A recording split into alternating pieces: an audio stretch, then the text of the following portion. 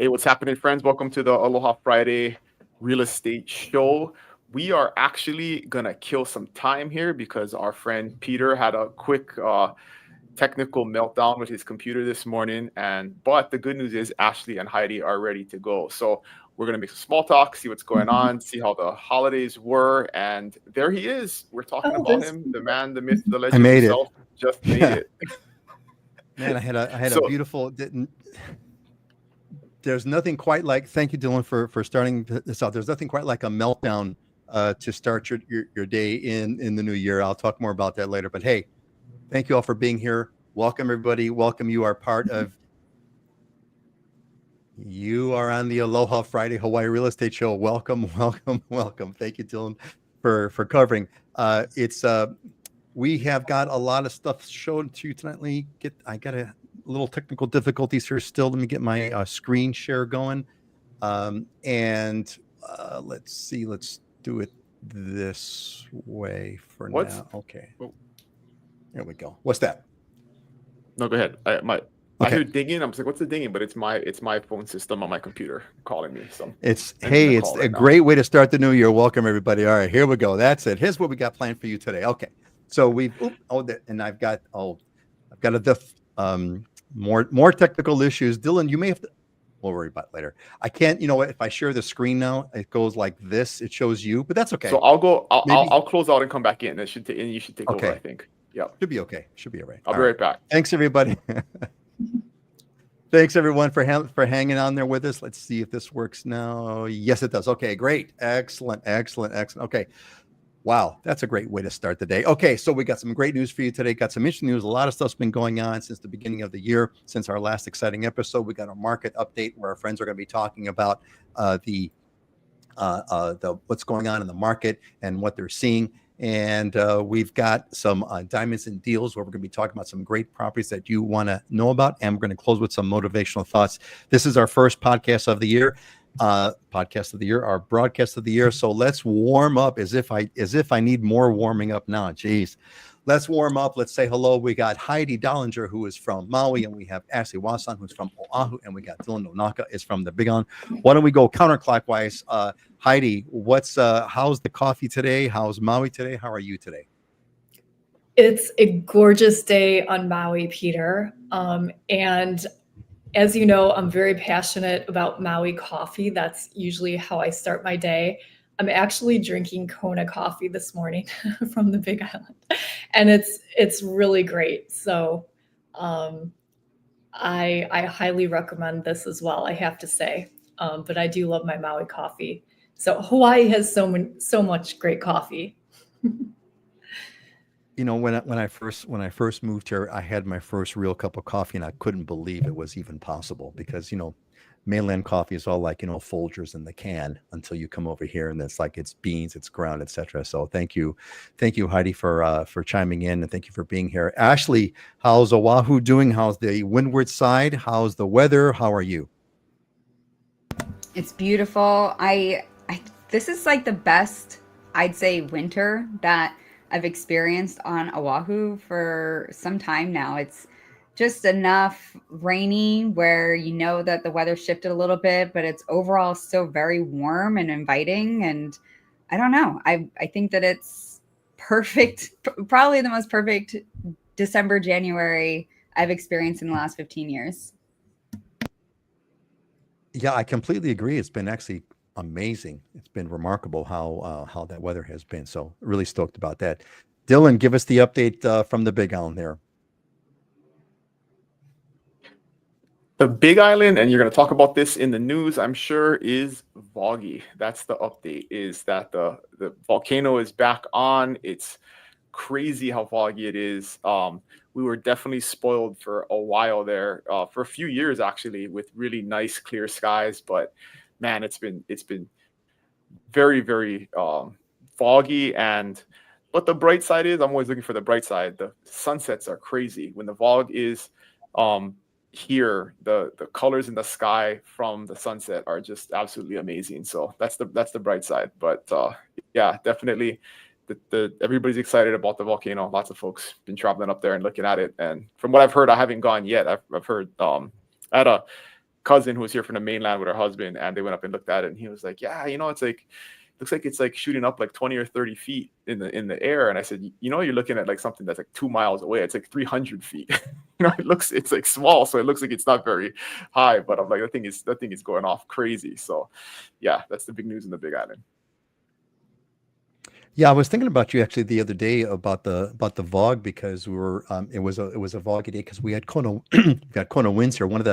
Actually, I totally agree with you. The weather has been absolutely remarkable, drop down, gorgeous, incredible weather. And I was thinking about Dylan because we've been having Kona winds actually quite a bit more than we normally do, and Kona winds bring and we had the volcano, and so Oahu looked like LA. It was like completely foggy. It was like, it was like there was a mystical haze, but thankfully that lasted only for like one day on that hazy, foggy kind of thing. So we're really happy about that. Cool. All right. Okay. Well, hey, I got some news I want to kind of share with everybody and some stuff that we can talk about. So, actually the first news piece was right here, what Dylan said. And I've got a video here. I'm a little bit, here we go. I got a video there. I do want to share. Dylan, let me play this over here. Yeah, there we go. So, had some there's the volcano going on. That was a pretty recent shot from the National Weather, whoever the volcanic authority is. I forgot what they're called now, the U.S. Geological Survey, I believe it's called. But that was kind of fun. And so it's been off and on and off and on. So Dylan, right now, is it on right now? Is it off right now? I know it was on and then off and then on.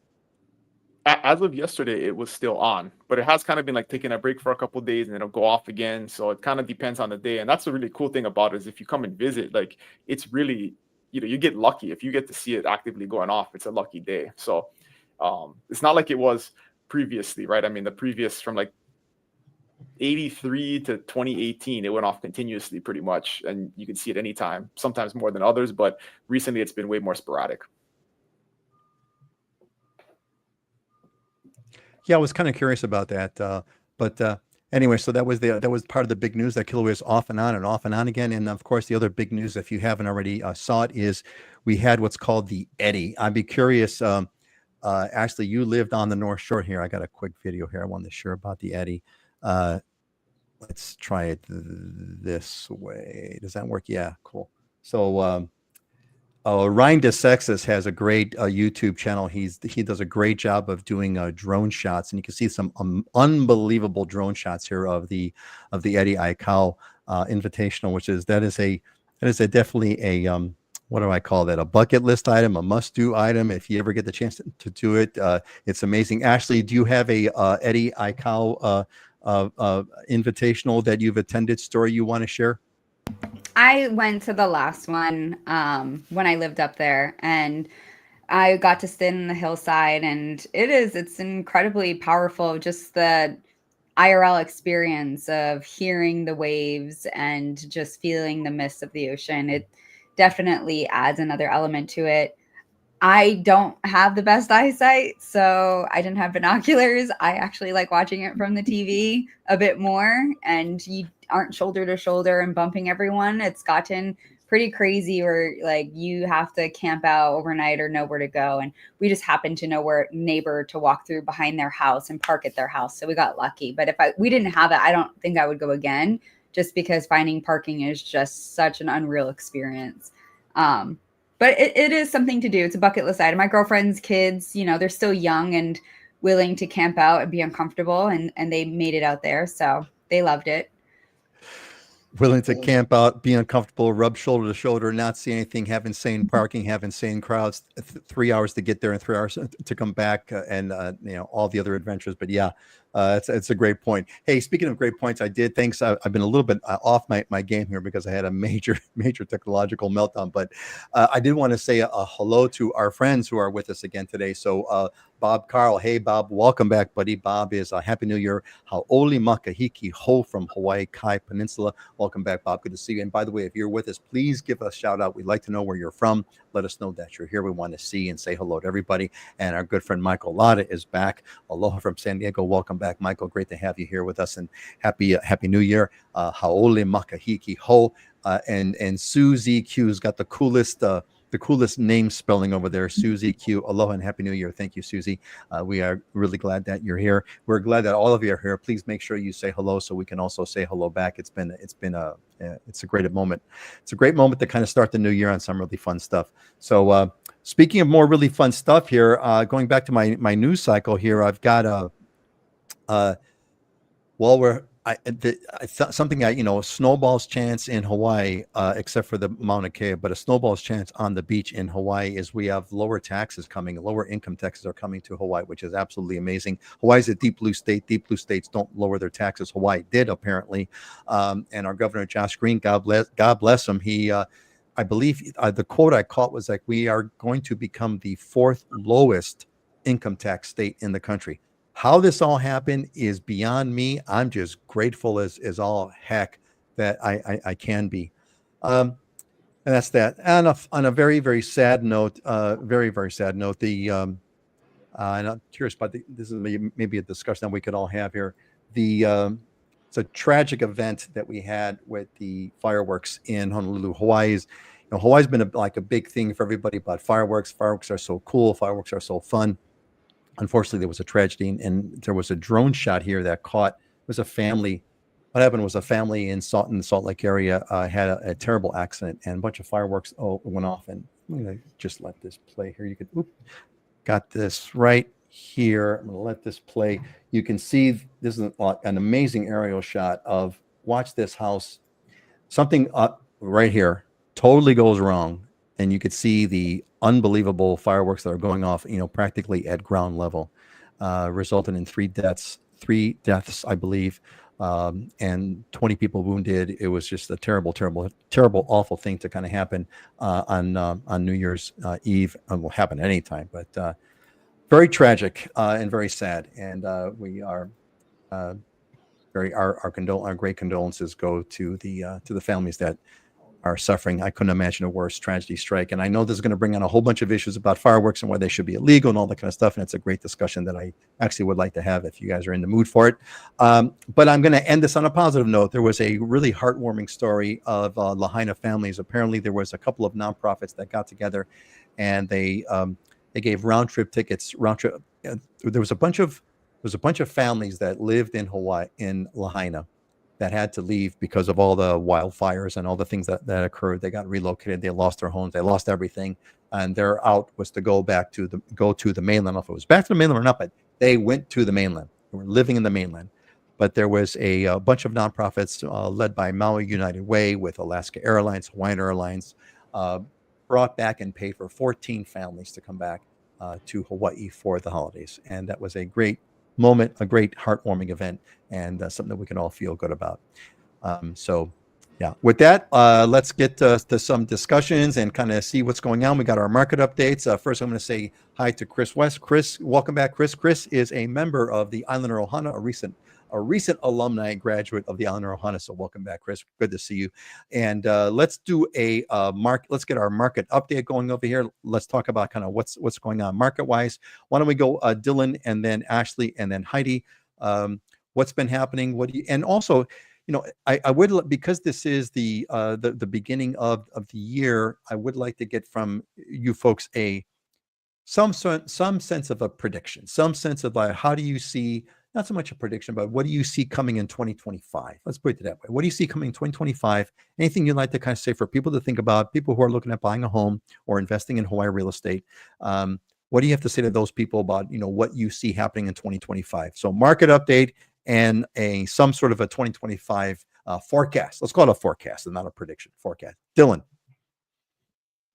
All right. So the headline for the Big Island is, if you look at the number of sales that happened between 2024 or during 2024 versus 2023, we had a slow year. So there was 4,469 properties sold in 24. There was 4,584. So small drop, but about 80 less properties sold. But historically, that is very, very low. Normally, that number is closer to 5,000, 5,500. And so we are historically low numbers of activity when it comes to the number of properties that are selling. But on the flip side of that, even though it's a slow market in terms of number of properties selling, median price is up across the board. So median price for homes is up 9.8%. Median price for condos is up 12.2%. And median price for land is up 11%. And so even though the market kind of feels slow, things are sitting on the market longer, there's a little bit more inventory, prices have not fallen. So everyone who keeps waiting for prices to fall or prices to go down, it's definitely not happening. Even in the what you could definitely call one of the worst, lowest activity markets that we've seen in really history. I mean, if you go back 15 years, you don't see a year where this low number of properties sold. So the forecast going forward, I think, definitely is more of the same. I think things are going to stay pretty similar in terms of activity.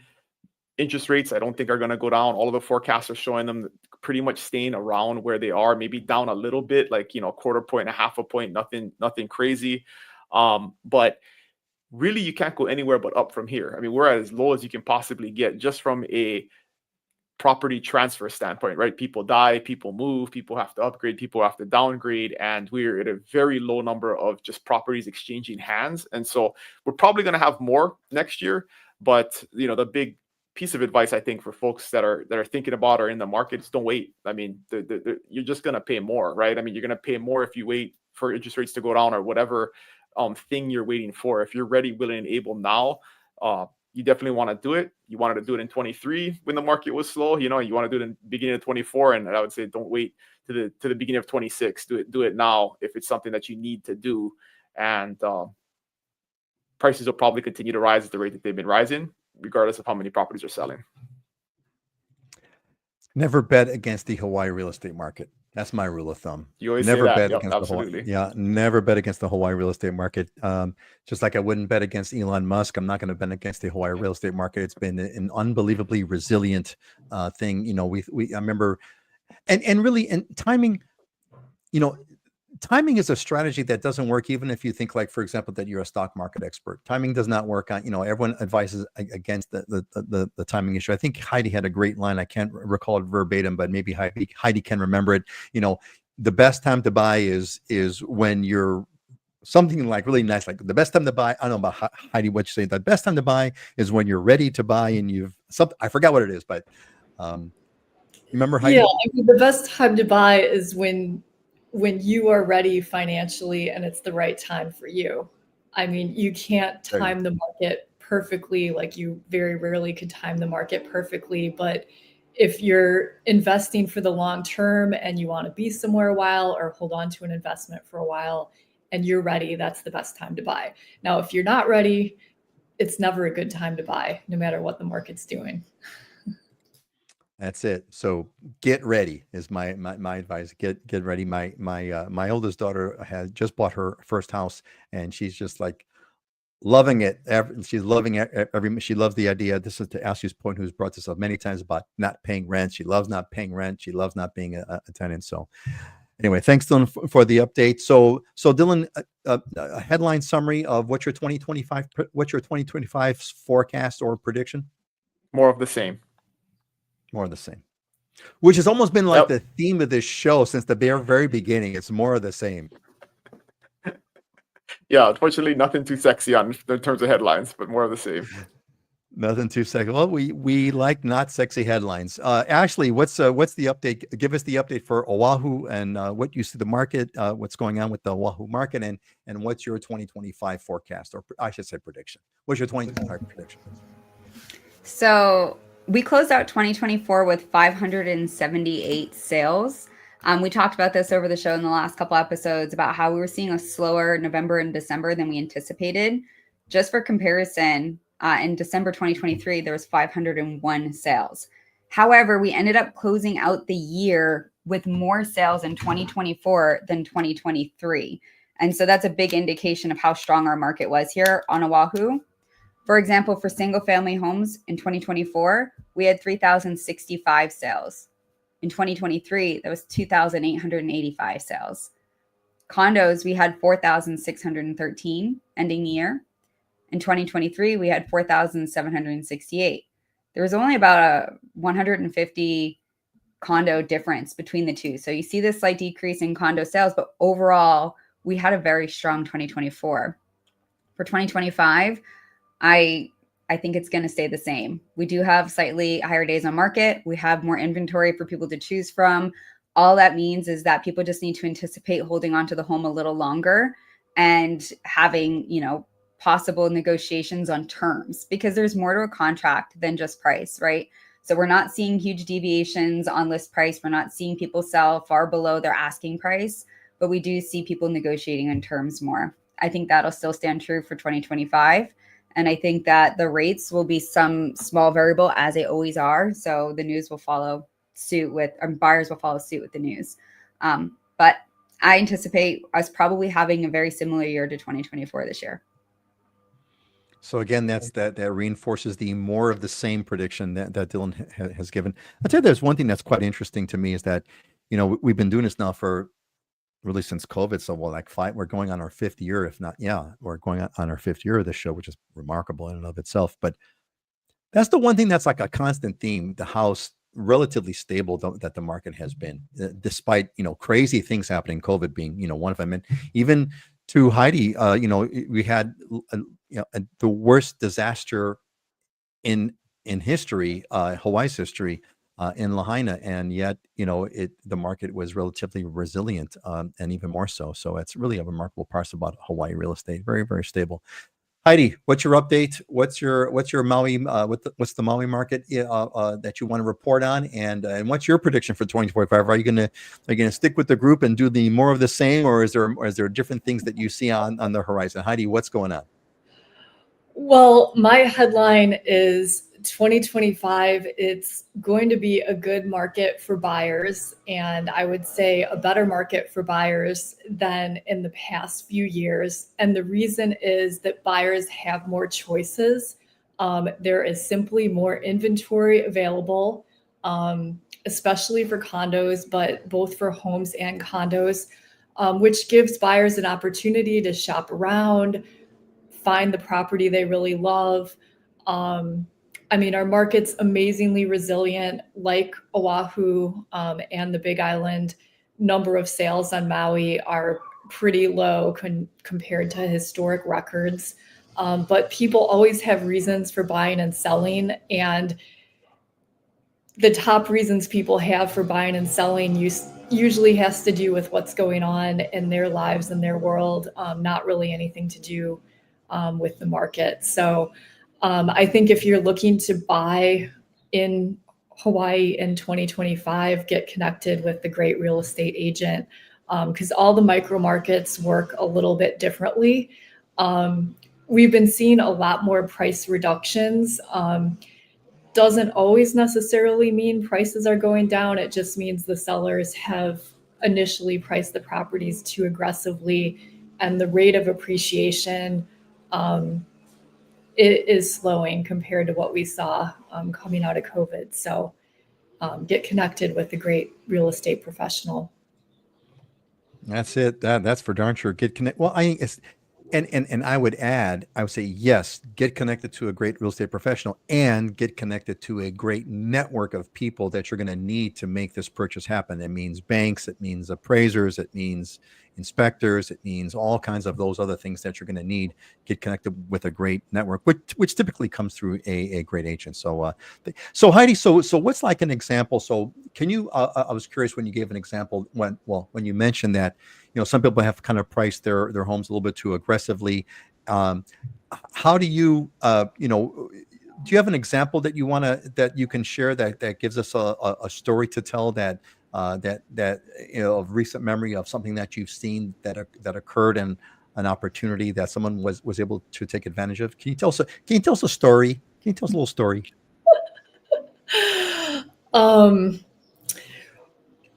Yeah, well, some of my clients we put together actually a seller finance deal, which I don't think would have been possible in a more aggressive market. But because the market's a little bit slower, we were able to put together a deal with really great price and terms that worked for these particular buyers that I was representing. And I don't think that would have happened 2 years ago because there was just so much competition in the market 2 years ago. Another big factor that we've talked about before that's kind of been this hangover in 2024 that's still going on, is the uncertainty about, are there going to be changes in regulations for vacation rentals? So that part of the market on Maui has been extremely slow, but there have been some investors coming in, basically betting on a positive outcome and getting properties at, good prices. So it's kind of on a case by case basis. 2 years ago, I mean, a seller would see, oh, there's the last comp, and just price it $100,000-$200,000 higher, and it would still sell.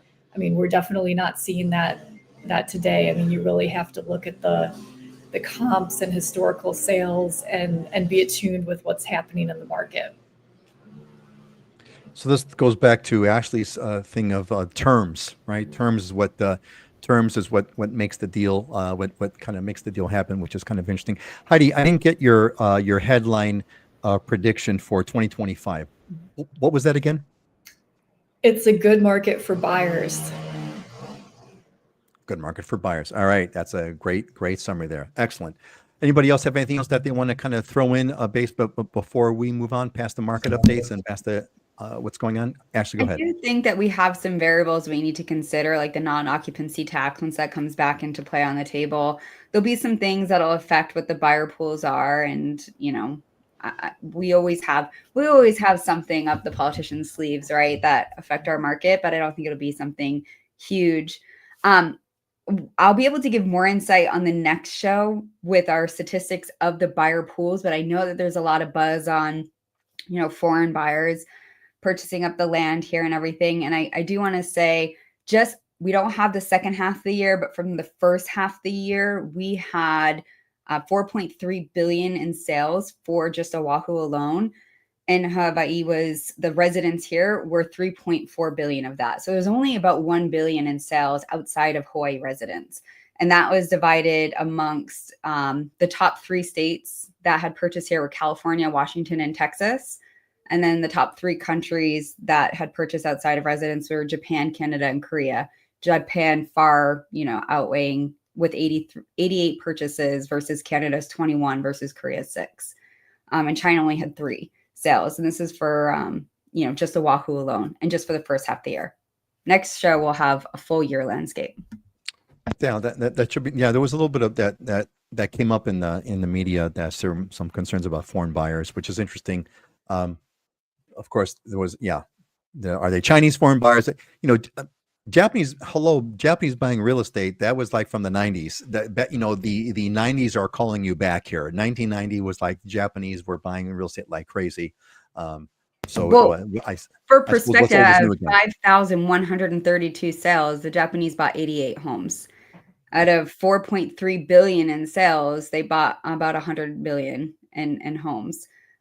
So I think that is a narrative that we hear a lot, but a big, highlight to that is 3.4 billion of sales of the 4.3 were Hawaii residents. So I always like to just point that out because I find that statistic surprising because we constantly hear how we have so much foreign buyers. And now every island is different, but at least here on Oahu, we know it's staying with the residents. Nothing like facts to kind of dispel, to calm rumors or dispel rumors, et cetera. So that's great.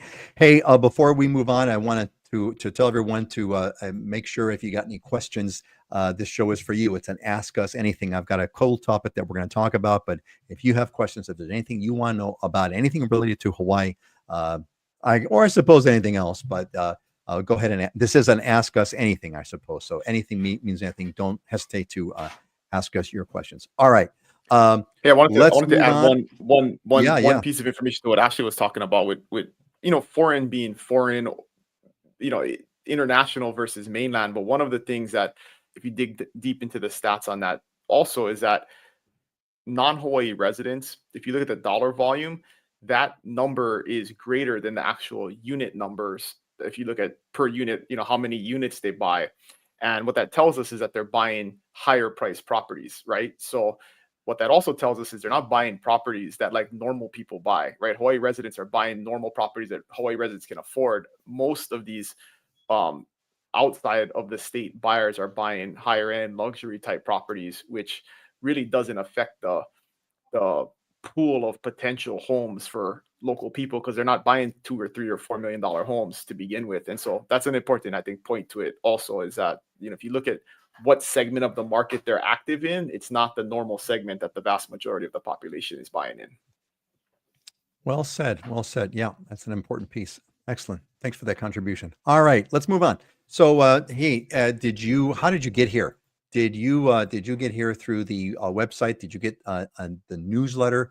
The key thing is, did you get the newsletter on Wednesday that told you about the show today? If you did, you're good. If you did not, go to livinginhawaii.com. Dialog box will pop up. Put in your email address. Of course, you can unsubscribe at any time. We'll give you notifications for the newsletter.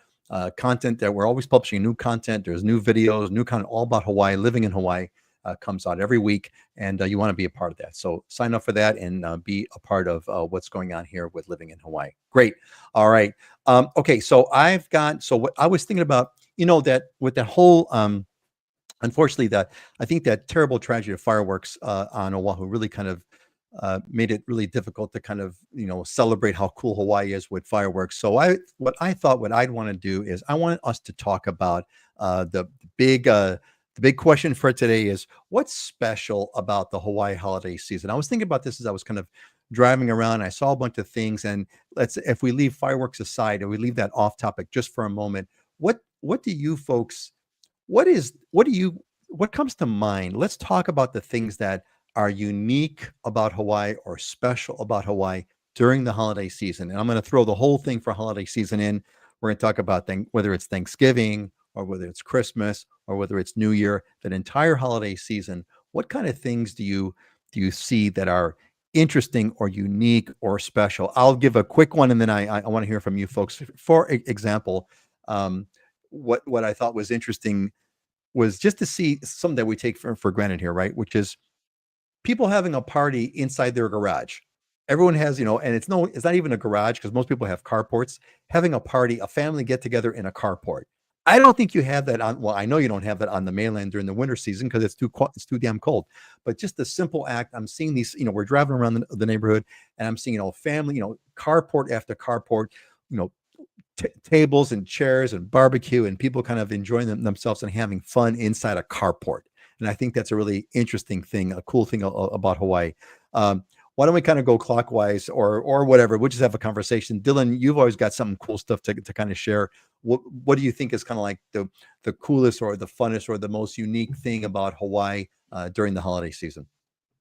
Well, for me, it's definitely the gatherings and the food. And this year at my house, it was definitely a standard year of 25 to 30 people at every Thanksgiving, Christmas, New Year's, and all the different families and all the different ethnicities coming together. And New Year's was cool because we did like a soup theme for New Year's, because kind of like you want something you can eat like all day, right? Because we start in the afternoon and you go all the way to midnight and past midnight. And I made nishime, which is like a Japanese stew with chicken and a bunch of different Japanese vegetables, which is really one of my favorite things to eat. But we only make it during New Year's, and I don't really know why. I should do it more often. And then I had a friend make Portuguese bean soup, like traditional Portuguese bean soup, which is just absolutely amazing. And then my cousin's husband, who owns a seafood restaurant in the mainland, we're in town, and he made chiapino from his restaurant. And it was like the best chiapino I've ever had in my entire life. And it was just a cool, like, melding of the different cultures. And Wait. Hold on a quick sec. Hold on quick. Before you go on, what on earth is chiapino? I can't, it's stuck in my brain. Never heard of it. Oh, it's like a seafood stew. So it's like clams, mussels, crab, scallops, shrimp. He put a local octopus in it that we had in the freezer. I mean, like, it was crazy. And it's just like in this red sauce, and it was a little bit spicy, and it was just amazing. I cooked it for like 24 hours before we put all the seafood in. It was just off the hook. And with fresh bread that my auntie made, it was just a killer meal. And so That's always my favorite part, is just everybody coming together, all the different all different cultures, and the food is always great. And the other thing I wanted to mention before we move on is, and this is Hawaii thing in general, right? It's just the aloha that exists here. And so I'll share a story about my son. The day after Christmas, we went camping, and the surf was huge, and they all went out. Probably shouldn't have. It was probably bigger than they should. The waves were bigger than I felt good about them going out, but they kind of went out, and we were watching, and long story short, two of them come back in, and my younger one gets stuck outside, like way outside the break, because there's a rip current going out. And this boat comes driving by, this fisherman, and kind of noticed that this kid is probably too far out and probably in trouble. So he turns around and comes back. And we're watching this. They're, 100 yards off of shore, 150 yards off of shore. And he jumps on this guy's boat.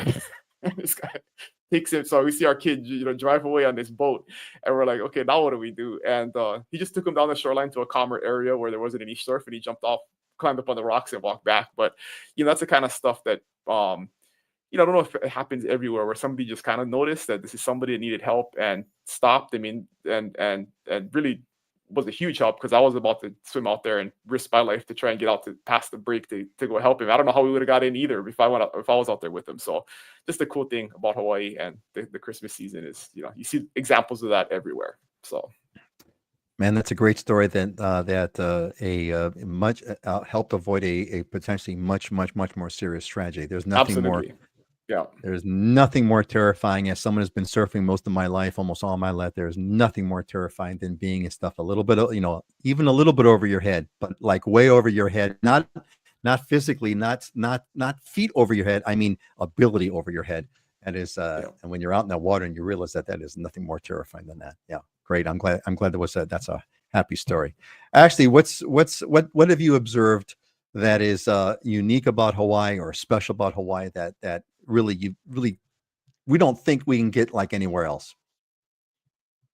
I mean, I think everyone is going to say the food and the people, right? Because it is unprecedented in anywhere else I can think of in America. And I suppose I'll add weather, because, we're swimming in the pool or we're going to the beach and we're all hanging out. It's an all day thing. And it's not like you're showing up with your shoes on and you hang your coat up in a specific spot and you sit down or watch a game, for 3 hours. It's like, it's an all day thing. Like, everyone's bringing food and everyone's hanging out and they're coming and they're going. And the older kids are biking down to the beach or they're going surfing. The other ones are going to the stores. It's just a lot of fun. I know I'm not supposed to say fireworks in lieu of what happened, but it's okay to say fireworks. Don't worry about it. It's okay.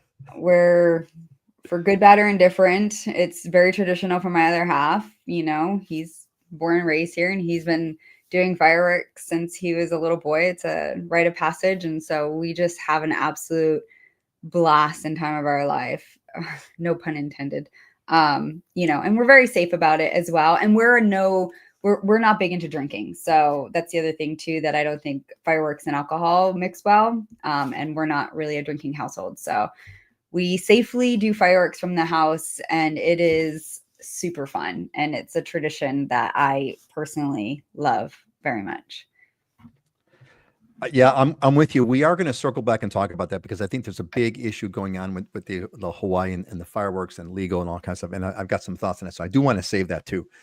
So thanks for mentioning that. But yeah, that's what it's all about. I had, Heidi, before we go to you, what I had done is I had asked our members of our Islander Ohana to get their perspective. And I think it's an interesting one, because we've all been here for a long time. And so there's a lot of things that we take for granted that I just kind of built into everything. And I think what's interesting is to ask people who have recently moved here within under 5 years, what do they think is unique? But before I do that, I want to say hi to Linda Kawakami. Thank you, Linda. Hawaii continues traditions here that even native Japanese don't do, like pounding mochi. That's another classic, pounding mochi. Dylan, I want to hear about your mochi pounding experiences, eating traditional foods like soba and mochi, etc. Yeah, pounding mochi is Dylan, does your family do pounding of the mochi for New Year's? Can you explain what that is so people understand? Yeah, we do it the modern way though. So there's the old school way where you basically cook mochi rice. It's a special kind of rice. It's a little bit sweeter, and you put it in like a stone bowl, and then two people hit it with a huge hammer, and you turn it into this ball of basically sticky rice, and you can fill it with different things like sweet beans, or nowadays they get really fancy. You can put strawberries in there with chocolate, and people put Reese's peanut butter cups, all kinds of stuff. So it's kind of like a Japanese dessert, but you can also do it with a machine. So we actually have these machines. So we do this on New Year's Day. It's a tradition where one of the things we do is we eat this thing called ozoni, which is a Japanese good luck soup. It's got a bunch of different vegetables and clams in it, and you eat it with mochi. So you make the mochi, you fry it so it's like crispy, and then you pour the soup over it, and you eat the mochi with the soup. And you're supposed to be your first meal of the year. And that's what we do basically. Is like 10 a.m. on New Year's Day, we all get together and we eat the soup, and then we have lunch in the afternoon when everybody comes over. But it's a big, huge operation, and all of it's really cool because like when you take the pictures, there's like the old generations, there's people from like 70 down to like 4 years old, all in this process making the mochi, and then everybody gets to take it home afterwards, and the little kids and nephews and the nieces can make it like the special ways or whatever kind of candy they want to put inside. And then we have the real traditional stuff that's just you eat it with the powder, like it's called kinako. It's like this powdered soybeans, and so you put that over the mochi and it gives it some flavor. So yeah, definitely something we do every year. And what's funny is the biggest driver of that tradition is my haole wife. Like she loves doing that, so she organizes the whole thing and makes sure all the aunties and uncles know what to bring, and that she invites everybody over. But that's like her favorite thing. So it's one of those great examples of just doesn't matter what your actual heritage is, it's keeping the culture alive is everybody's responsibility. So I had chiappino because my girlfriend made it, and she made it for New Year's, and we ate it for 2 days. And also my escrow officer brought over an entire pan of homemade mochi that she was giving out as a New Year's gift. A whole pan. If anyone wants some, come over. I have a lot. May take you up on that. Hey, I wanted to catch up on some comments first. Sorry, Heidi, just hang in there. I want to hear what Heidi's got to say. Chris agrees. Chris West says Chiappino is awesome. I'm glad that that you at least, Chris, you knew what it was. I didn't know what I've had it. I just didn't know what to call it. So I've had the food to know what to call it.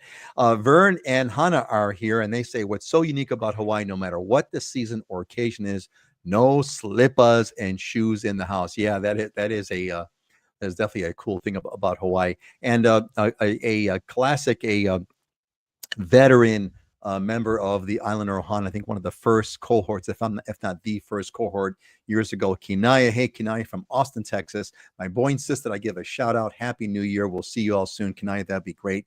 Looking forward to the next time you come back and visit us. And I know Kinaya has the dream of moving to Hawaii, and I know that dream is going to happen.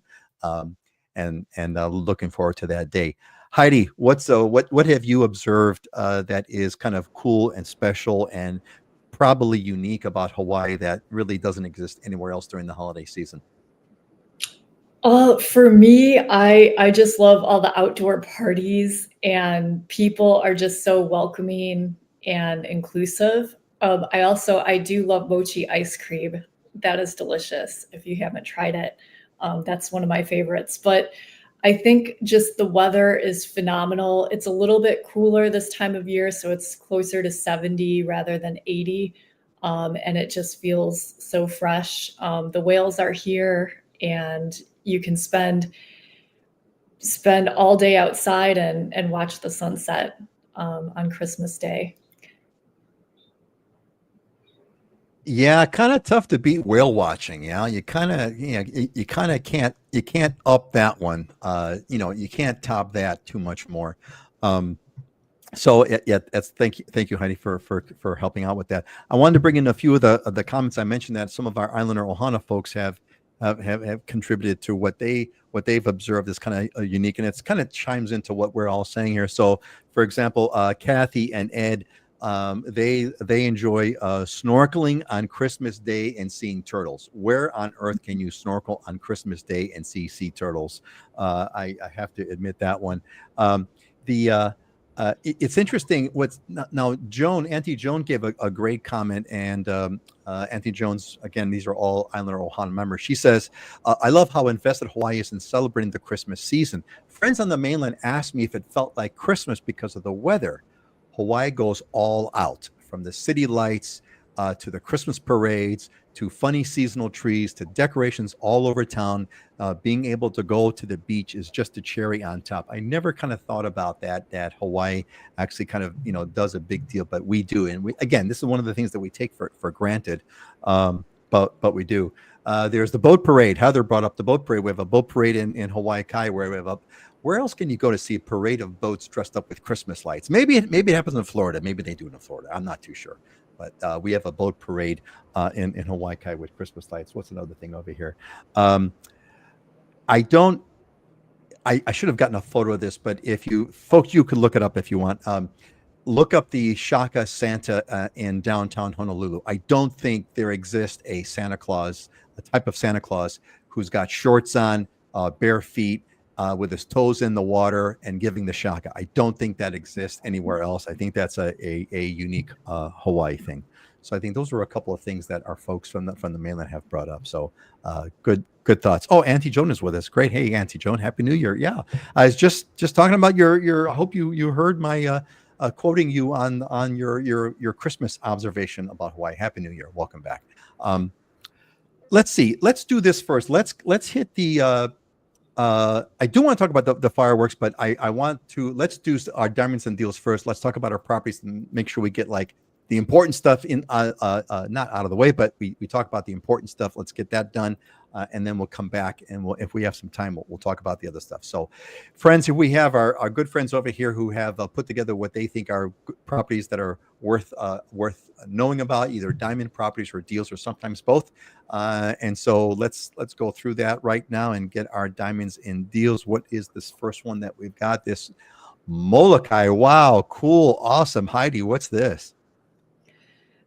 This is a truly phenomenal property. I just listed over on Molokai. It's almost 6 acres, direct beachfront on the nicest stretch of Papahaku Beach, which is one of the largest beaches in Hawaii. It's very, very quiet, like it's not a crowded beach at all. And you can see in the top right-hand picture, which is the aerial view, from the front of this house, you walk over the dune and the beach is right there, 3-mile long, beautiful white sand beach. The property includes a main home, a cottage, a swimming pool, and then that plunge pool. There's an orchard. There's even a labyrinth garden. It's just a very unique estate.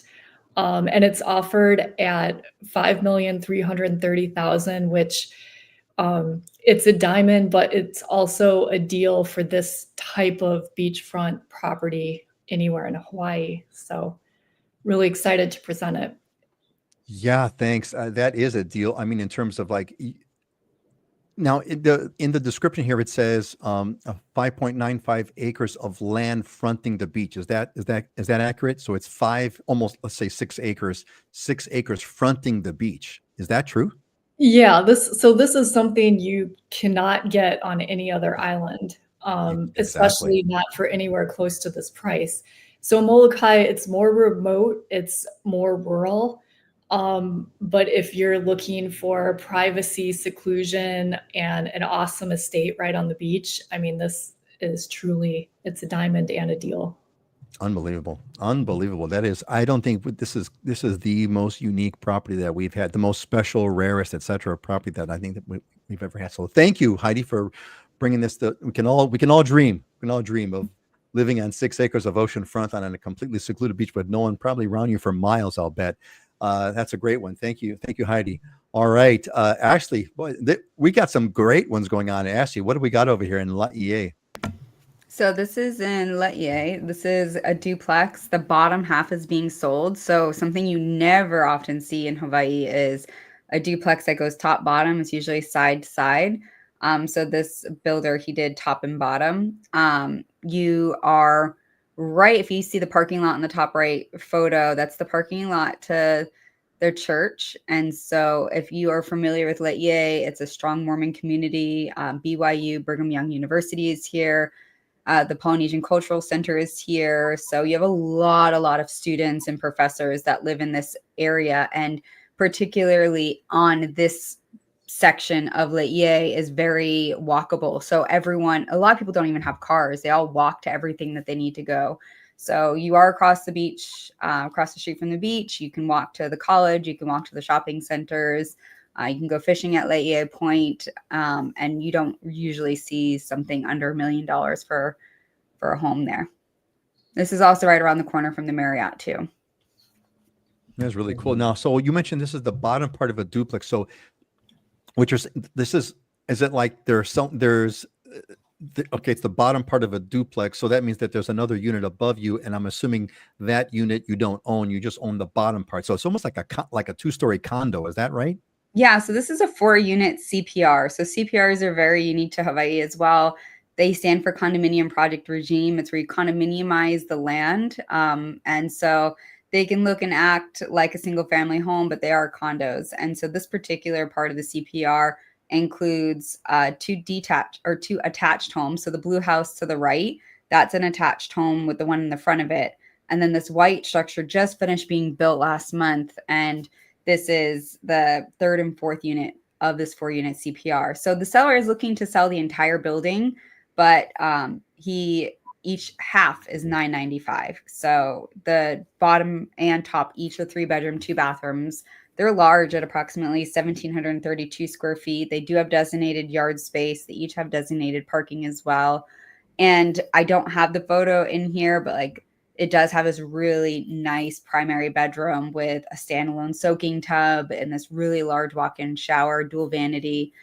So it's nice for being in an area that you have a lot of students as well. So what's common for this area, like we've already had a lot of showings. We just went live a couple of days ago. We have a lot of people who are looking to see what the density capacity would be for BYU students is, a common pool of buyer interest that we're seeing. But honestly, it's great for anyone who's just looking to stay here. I have so many friends and family that live around in this area as primary residents. And for someone who's just trying to get their foot in the door, it could work. In a perfect world, I wish someone could buy both halves. There you go. Buy both halves and rent out one half to BYU students. And I'm sure you could easily, with the 3-bedroom, wouldn't be any problem at all, probably. Awesome. Great location too. Great property. Thanks. Thank you, Ashley.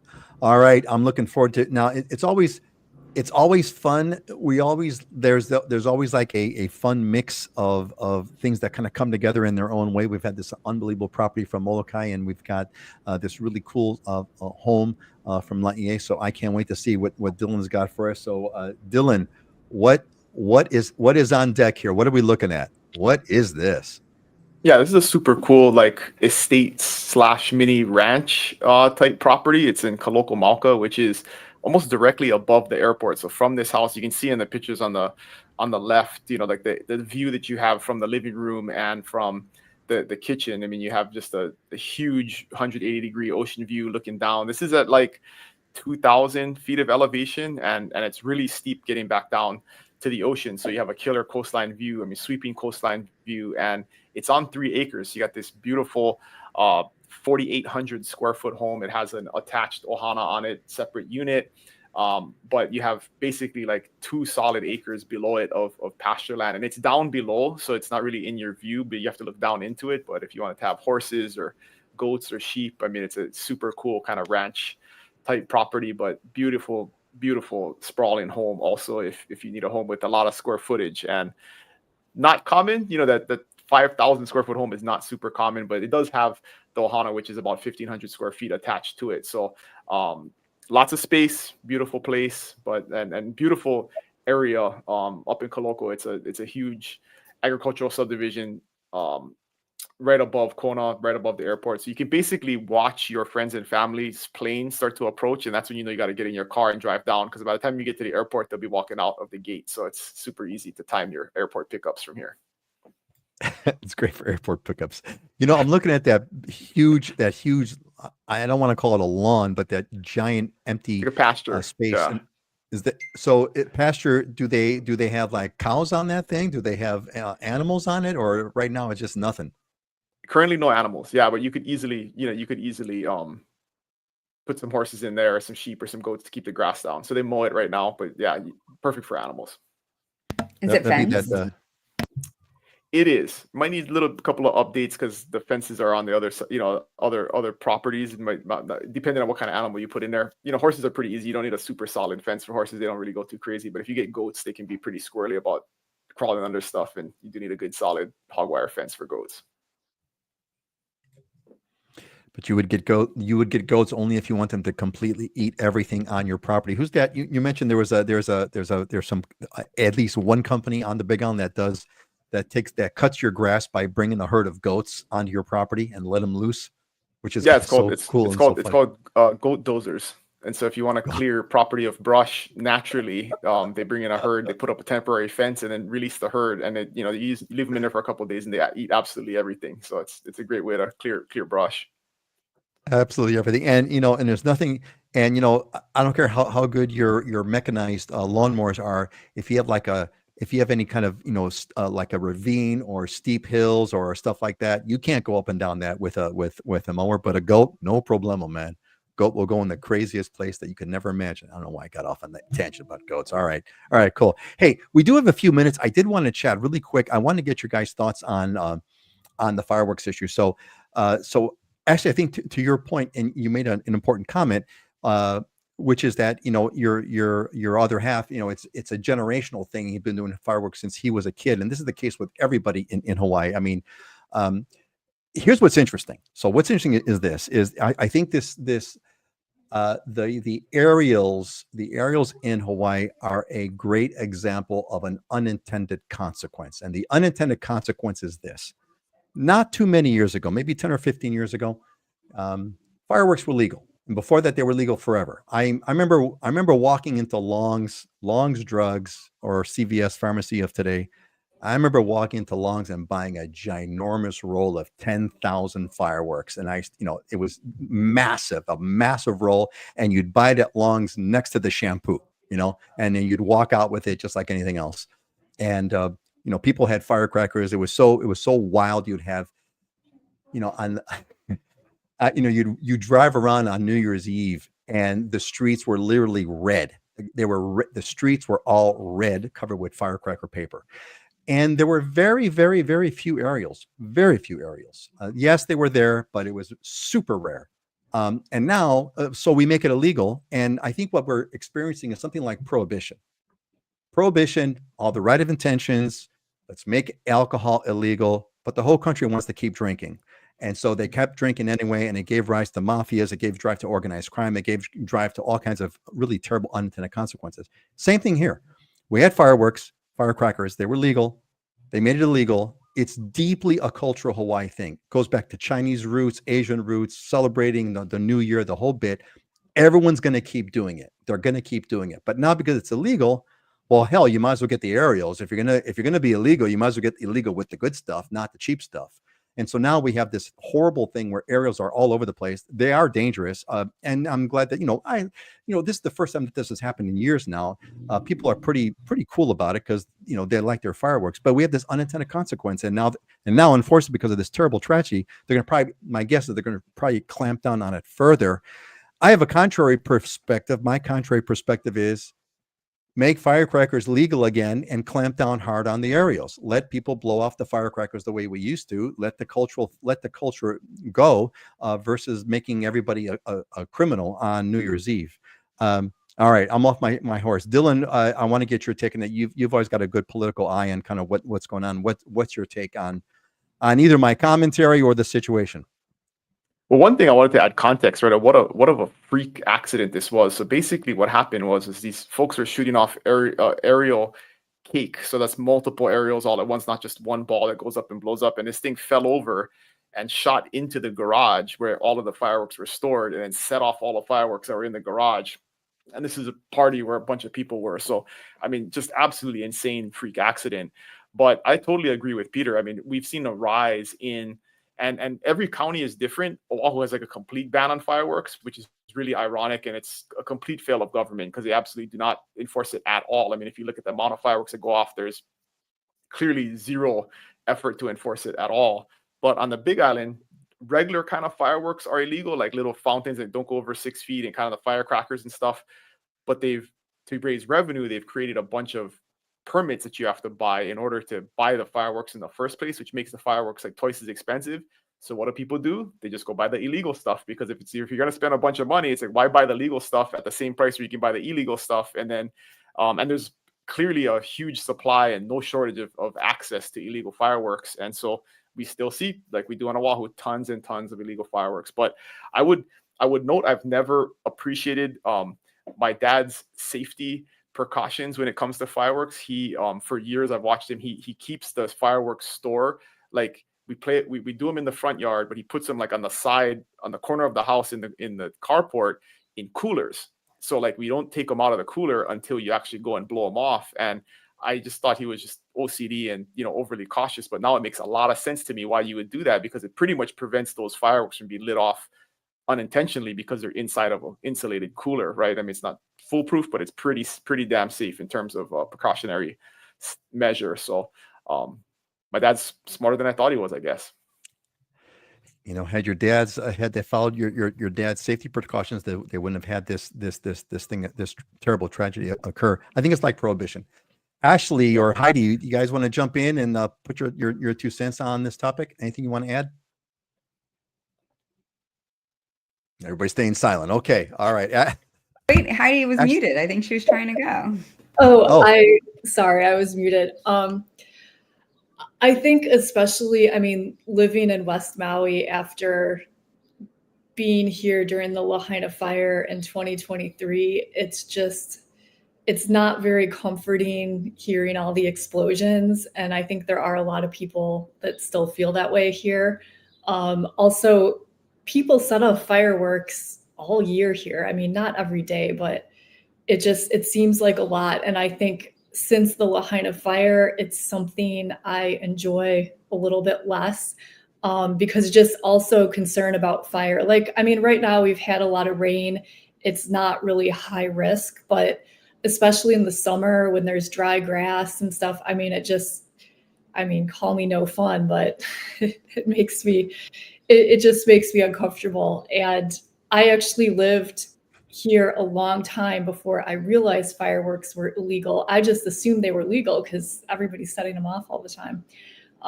And on New Year's, they started setting them off about noon, and then through just yesterday, I mean, there's been fireworks going off in my neighborhood, which...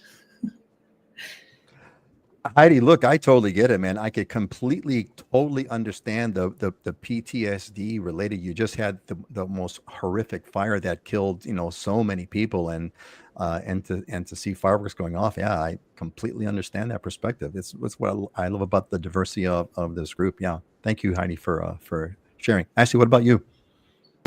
I think another important thing to add about, you know, the horrible tragedy is it was a cake of fireworks, but I believe they had it on a man-made stand. So they created this stand and they built it, and then they put their cake on it, and they used very large fireworks. So not just, there's different, obviously, capacity of aerials, and they use these very large aerials, and that whole thing, the contraption, I believe, is what fell over or tilted.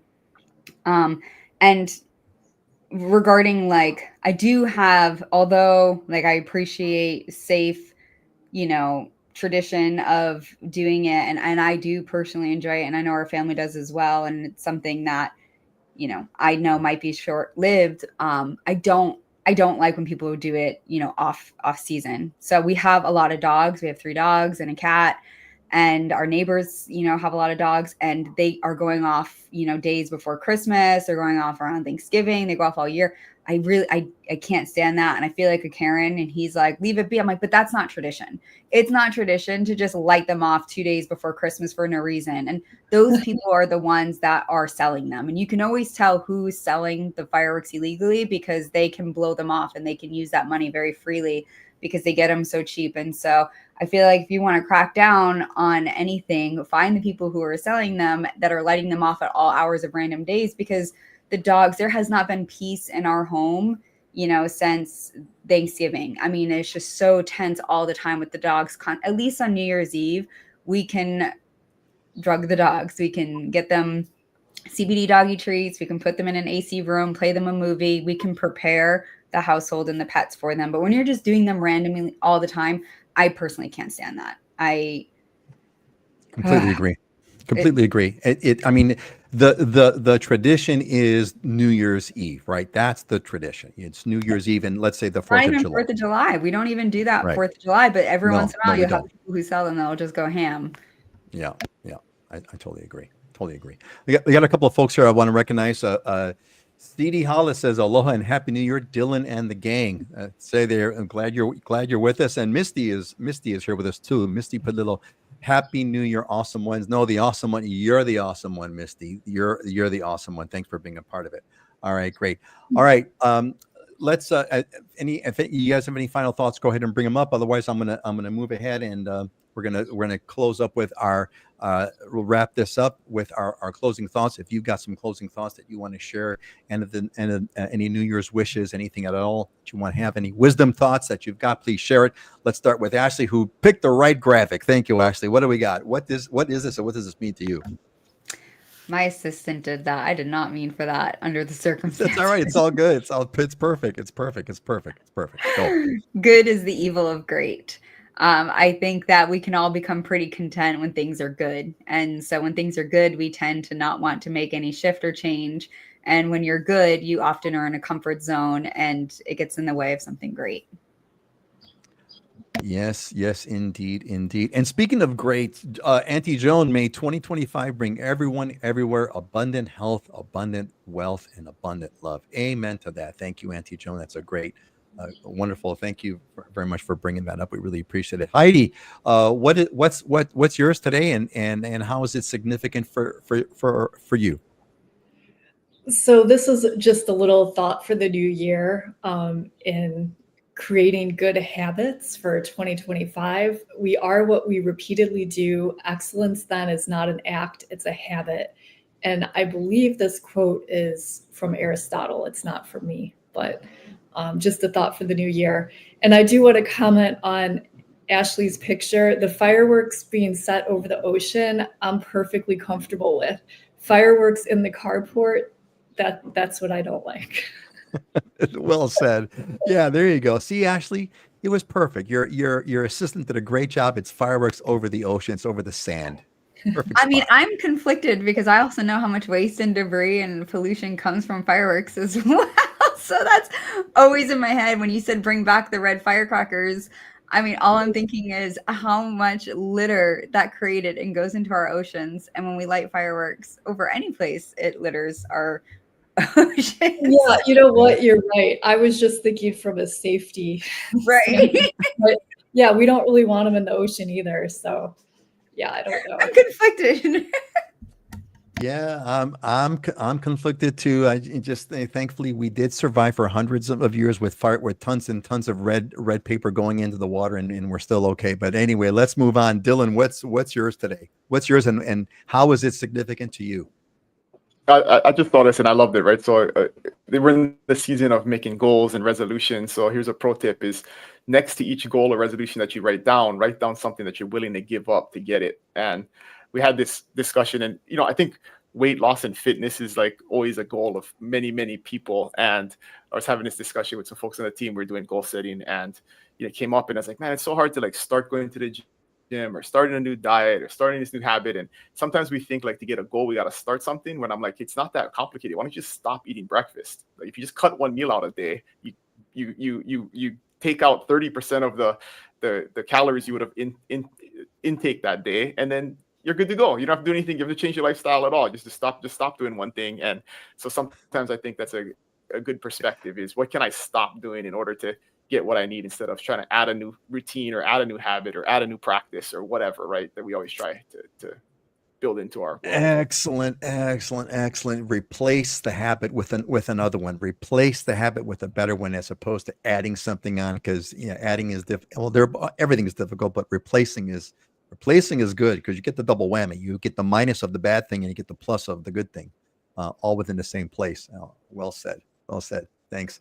All right. Well, I tried to find a proverb that was related, so I think I got this one. This is about like resolutions and New Year's plans. Commit your work to the Lord, and your plans will be established. In other words, what we're really saying here is commit your work to a higher power. Whatever you think the higher power is in your life, commit your work to that, not yourself. Commit your work to a higher power, and everything will work out the way the plans will be established. So commit to the higher power is what you want to do. And that is the wisdom of 20, Heidi, you mentioned you got your quote from Aristotle 2,000 years ago, 2,500 years ago. This Proverbs is right there. I think it's maybe 3,000 years ago. Yeah. Old wisdom is great, especially if I don't have to come up with a quote. So there you go. So, and Misty likes the quote. Misty likes the tip there, Dylan. So thank you. Thanks, Misty, for chiming in. All right, great. Well, thanks, folks, for helping being here with us today. We had a little bit of a technical difficulty in the beginning. I had a near disaster, but we survived it. It's going to be a great 2025. We're going to see you in a couple of weeks. Let's say goodbye counterclockwise. First Heidi, then Ashley, and then Dylan. Say goodbye. Aloha, everybody. Happy New Year. Happy New Year, everyone. Hello, everybody. Have an awesome weekend. Have a fabulous weekend. Have a fabulous 2025, and we'll see you folks in 2 weeks. Aloha.